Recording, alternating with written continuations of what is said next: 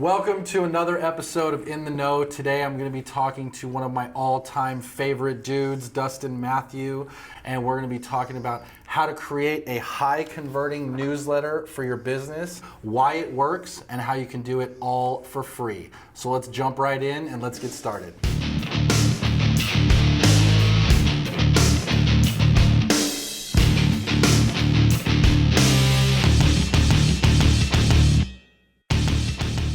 So pretty excited about my guest today, Dustin Mathews. He's a longtime friend, mentor. He's just written a book with Dan Kennedy, which is pretty awesome. If you guys know who Dan Kennedy is, he's pretty much a legend in the copywriting and marketing world. What we're going to be talking about today is newsletters and how you can leverage newsletters to grow your market and get more clients in a specific farm or area that you're working. Before we jump into that, we are going to be enjoying a couple adult beverages today.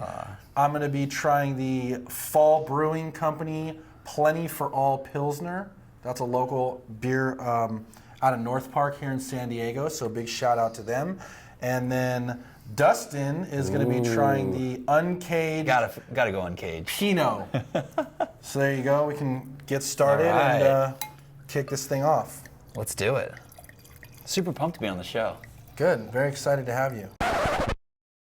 The cool thing about a newsletter is that it's something different, right? Yeah. Like no one's really doing it anymore, and it kind of seems obvious and maybe a little dated, but I think the fact that nobody does it is kind of the magic and why it works. So why don't we first talk about like why a newsletter? Well, I think it's funny because like on the table we've got old school newsletter next to, like iPhone and mobile. And so I know you guys are getting inundated with, mobile and technology and all that. And absolutely, the question is not like, should I do or, it should be and, like what can I do? For old school, I'm thinking newsletter, and the reason why is that's that physical touch. So like if your marketplace is, skews a little bit older, right? Or maybe they are young, but they're just inundated with social media, right? You got to show up differently, right? That's the name of the game, is how do you get someone's attention? So I'm a big fan of the newsletter because it's high touch. Once a month, mail it out to your prospects. Paper goes places. Like you can pass it to a friend. You can pass it to a friend, right? It lays on a desk sometimes. So, I'm a big fan of the old school because no one's doing it, right? So if like everyone's doing social, if everyone's online, do that, and you should think about showing up in other places. To your point, right? The social stuff is super important, and it's a huge high leverage activity. But when you're sending out something like this, it's more of a personal touch, right? Yeah. And the tips we're going to share make it really easy to do. It's kind of a streamlined process. There's certain things that you want to have in there that will kind of add a lot of value. And let's just touch on the junk mail versus a newsletter. Yeah, absolutely. So how do you differentiate the two? Well, junk mail often comes like if you are over the trash can, right? Like it neatly folds together and it's right there and it goes easy into the trash. And so to stick out, obviously, because that's the name of the game. Like you can have an awesome newsletter with great content and everything, but if people don't open it, you're in trouble. So what do you do to get it opened? And so number one is send it in a big obnoxious envelope, and so it can be big.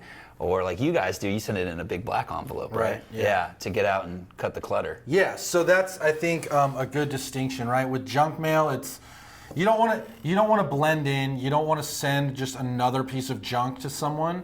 So this is something that we really put a lot of love into, and also to your point, send it out in something that's a little bit different.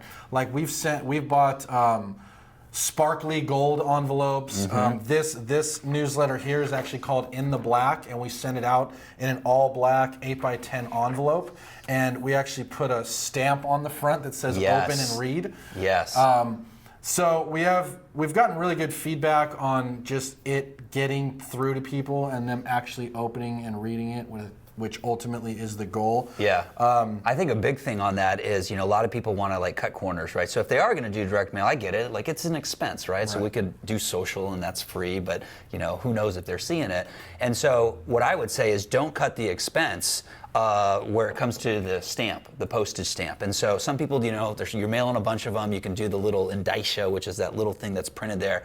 But put that stamp on there, make it crooked, because again, it's all about just catching somebody and them saying, is this junk or not junk? Is this valuable or not valuable? And so that stamp, old school, putting it on there a little crooked, if you can get your mailer to do it, mission critical for getting it opened. So part one is getting through people's junk mail filter, right? Absolutely. So the ways you do that: big envelope, sparkly envelope, hyper-colored envelope, real stamp. We also do handwritten labels. Yep. That's something that you don't have to do yourself. You can outsource it. There's services like TaskRabbit where someone will come over, pick up your list, and handwrite 300, 400, 500 envelopes for you to send out. And I think that's the way you get through the junk mail filter. It just has to look personal. I know it's not the card from grandma, but that's what I like to think about. Like, is this something that would pass off as like something from somebody I know, someone that I love, right? And so if you can engineer that effect, then that's mission critical. Why has your newsletter been so successful? And then let's kind of walk through it and, let's dive right in. Let's use this. This is such a good example here. Perfect. So I love it right here. So it's called In the Black. So having a name, right? Having a name, whether it ties into your own personal brand or you make it quirky like this, In the Black, right? Because this particular newsletter is about making money and it comes in a black envelope, so there's a theme to it. And so at the end of the day, you're just trying to get mind share of like your person, your prospect. Can you just take one more extra second where they remember you? And so I love that you've named it. Right, okay. So big give thing it a there, name or a theme. Maybe you're the realtor that does this. You're the high end, so maybe it needs to look high end. Maybe you love baseball, and so maybe it's baseball related. Right? There's no like wrong thing. It's just about being consistent, which I don't know if I gave away the secret there, but it's about just really being consistent so you can have brand repetition, so people know and remember you. Yeah. Second thing I like here, I don't know if you can see it on camera, is the price. So this was one of your favorites, right? Yeah. Every time I got one of Dustin's newsletters in the mail, it always had a price at the top. And I was like, why is this guy sending me mail with like a one-page, two-page newsletter with a price of $37 on it? Yeah. And when he explained it, it actually made a lot of sense, and so we now do it as well. And tell us what you told me those few years ago about why you put the price on there. Well, I'll tell them in just a second. I got to share the story. So this is hilarious. So I had a newsletter. It was called Dirty Talk. And the reason why I named it this, I was selling into the real estate space, real estate coaches and trainers, that space, not actual houses for this newsletter. And so I called it Dirty Talk because I was appealing to alpha males. And so I needed something edgy that would get their attention. And I always envisioned this, Oliver. I always envision like the gatekeeper or the spouse or just somebody that gets the mail, like looking at like you, like if this came to you, Dirty Talk, and like kind of giving you like, what did you subscribe to? Like, what is this thing? And so, like, that was the effect, right? I just trying to get, that edge factor to get, people's attention. And so I put a price on there, whatever it was in the year. And the little secret tip there is every year I increased it $10. So it started off as $29, and then, this thing ran for 5 years. So eventually, it got up to the final price. And so I remember I got a phone call one day, and this guy's like, who the heck are you? Why are you billing my credit card, once a month? And I said, whoa, this newsletter is free. And then his demeanor completely changed over the phone. He was like, oh, well then keep it coming, right? And so that's a lesson right there, because this guy thought he was getting charged for something, and so he thought that, he was, there was a value to it. And so he was being charged for that value. And so the lesson is like, if you just send a newsletter in the mail here, people make their own judgment. Is this valuable? Is it not? However, subconsciously, if they see a price on it, it gets that extra split second of attention, and that's what I'm trying to get. It's just that extra second to get my foot in the door, so then people consume what I have to give them. So you're basically attaching a value to it to kind of lowers people's resistance, peak interest, because people are going to be like, whoa, what is this? $37. I need to read. I need to investigate this further. I need to investigate this further. Exactly. Yep. All right, cool. If you're talking about a neighborhood, you could do things like upcoming events in that area. You could talk about new homes, developments, just any of those kinds of things, right? Yeah, what else? Deliver value, and that may mean, talking about the neighborhood. It could be just talking about what's going on in the world, it's a classic copywriting thing to be, entering the conversation in people's minds. So, if it's election season, great. If it's something that happened in the media, talking about that. If it's summer, right? We're going into summer and that's on everyone's mind. You just want to tap into that because that's what people are kind of thinking about, and so it's easier to have a conversation there. And when you do the content, we live in such a visual society. So, on this newsletter, we got pictures all throughout. And so people are drawn to pictures, right? Especially of people because they want to see it. Is that my picture? Do I know that person there? And so I love delivering the goods, like in terms of value, putting pictures in there to really, bring it forward to them. Yeah, I love that. So again, the content piece, this is kind of like the main piece of your article. What we do a lot of times is repurpose blog articles that we've written. Smart, yeah. There's also just finding other people's good content and sharing it in a way that is digestible. So if, like, for example, our big newspaper here, the Union Tribune, Yep. if they did a piece on the city that you're working or the neighborhood that you're working, that could be something that you could include excerpts from. Yep. You could kind of repurpose it and recreate it and turn it into your main content piece for your newsletter. All right, so a ninja strategy is to feature somebody. And you don't just have to feature just one person, you can feature multiple folks. So I like how you've done it here. So featuring one of your clients or vendors or businesses in the area. And the reason why you do that is because when people start to get this, they're going to flip it over, they're going to open it up because they want to see, did I make this month's edition? And so it's like, if you see a list of names, I think back to high school, when you're auditioning for a play or a sports team, right? They post the list and everyone gets there because they want to see if they made the list. And so it's that same phenomena in the newsletter. They open it up, and I remember having stories of people saying, "Oh man, am I featured this month?" And I said, "I can't tell you. You got to open it up, right?" And so it's good because you want to have that behavior. You want people to consume your information. I'll add to that is just the importance of the recognition, right? Mm-hmm. So the people that you feature, like for us, we feature an agent of the month because we're a real estate brokerage and we want to give recognition to someone that did something cool that month, right? But it could be client stories, it could be different vendors in the neighborhood, businesses in the neighborhood, just different things that would tie the community together, right? And the market that they're working. Absolutely. The other thing that folks can think about putting in there are testimonials. So if you have like an amazing, case study, if you have something that, people are saying awesome things about you, then absolutely that should be incorporated in. Because, I can sit here and tell you how awesome, Oliver is and Big Block, However, if I have someone else or a third party, someone that or a member that's in your tribe or your community saying awesome things, then it just makes it a whole lot easier and more receptive to that.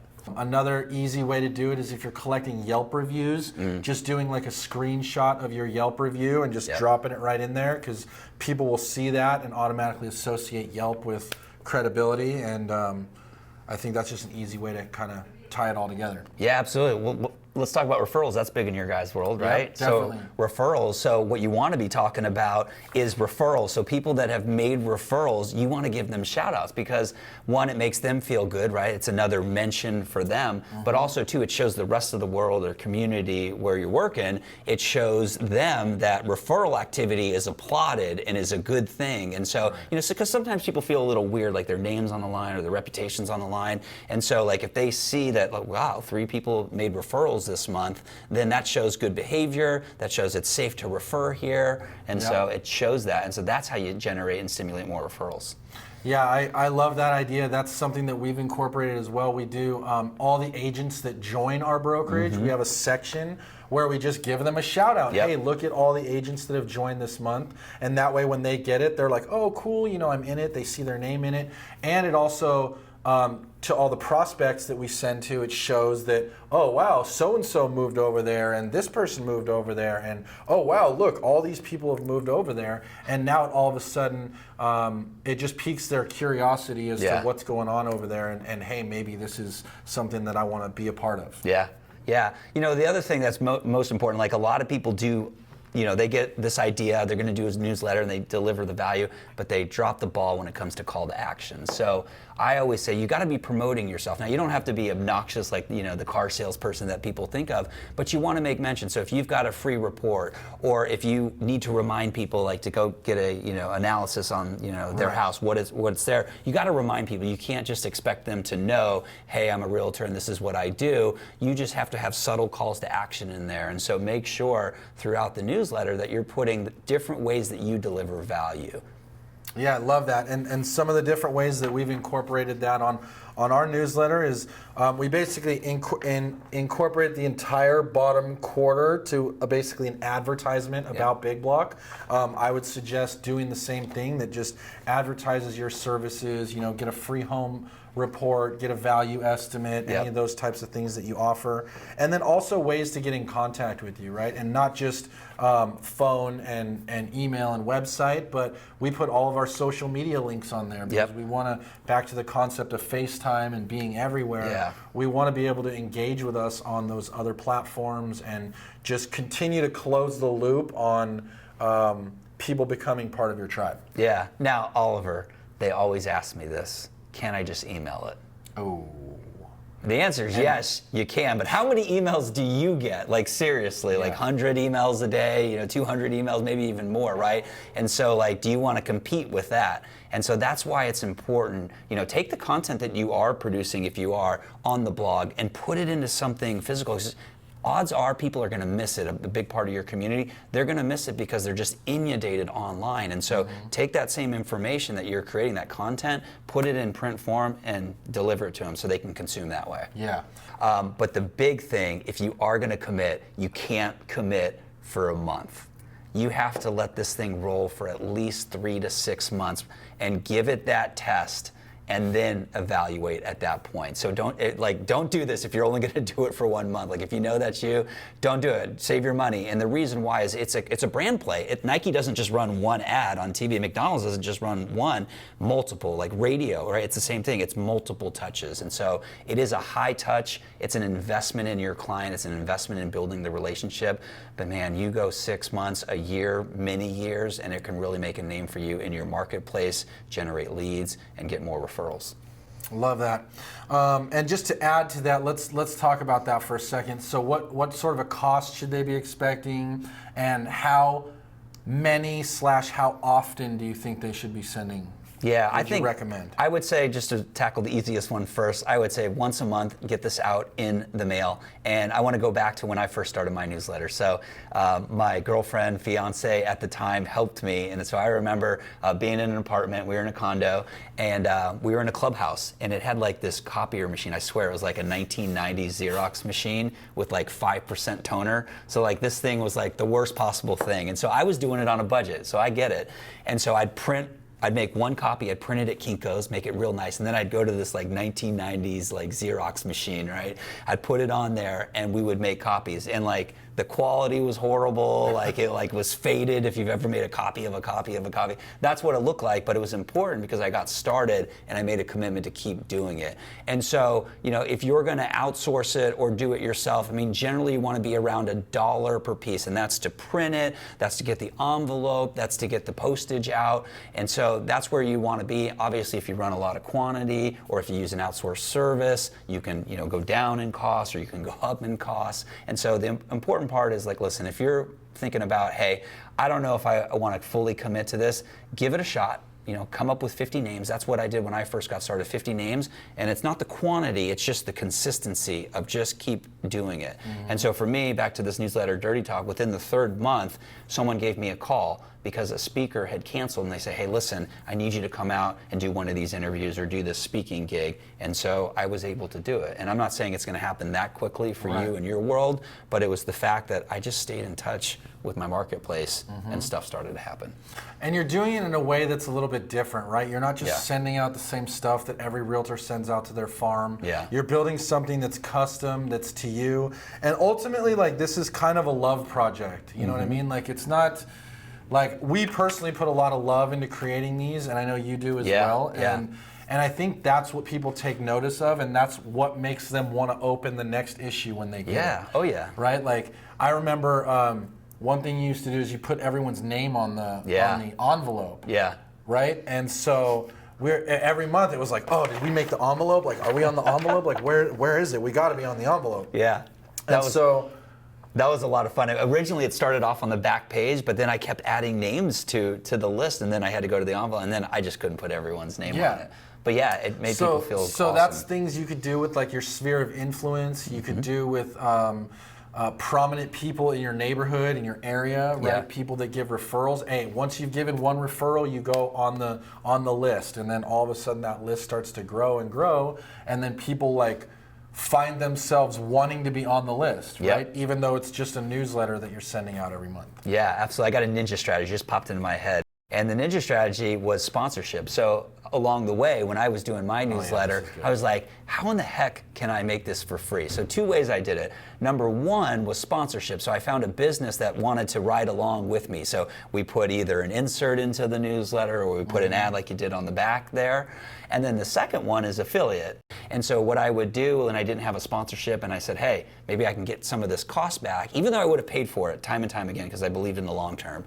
What I said was I put in a flyer in there, and it'd have a special link on it, or I'd set up a special arrangement so that anyone that bought or went to the website of this person I was promoting, I would get paid on it after the fact. And so I figured out ways to try to monetize this thing in more ways than just building my own brand. Yeah. So based on what you just said, number 1 secret, hey, just get out there and actually do it. Number 2, do it with consistency because over time, I promise you the ROI is there. I can't show you the data, but I can tell you that the reactions from people that you're going to get, like real human beings interacting with you, is going to be very impressive and well worth the money that you're going to spend, especially when you get 2 sponsors to cover the entire cost of the mailing. Do you have any final thoughts before we bid farewell? I got something. So, whatever your goal is, it can be to do a newsletter, or it can be to get more listings, or let's go way out, in left field. Let's say lose weight. So let's say that's your goal, right, for this year. Whatever your goal is, here's what I want you to do. I want you to take 1 small action a day. And a small action is like, read a newsletter or, research or call somebody that's the expert in whatever it is that you want to conquer in this world. And so just take 1 small action a day, because over the course of a year, that's 365 actions. And so you'll be amazed at where you end up. And the secret is this. Oftentimes it doesn't take you an entire year because you're building momentum by just stacking all the actions on top. So whatever your goal is, go take 1 small action a day and you'll get there a whole lot quicker. I love that. That's a great way to wrap things up. I think this is a very smart man, and those were very wise words. I would also encourage you to pick up his book, The No BS Guide to Powerful Presentations. Where can they get this if they're interested? Simple, nobspresentations.com. You can get it on Amazon, but go there first because it's got all the resources on how to give better presentations and be an influencer. Perfect. Well, really appreciate you coming out. Cheers. Look at you. It's been an absolute pleasure, and we'll look forward to doing this again. Now you're in the know.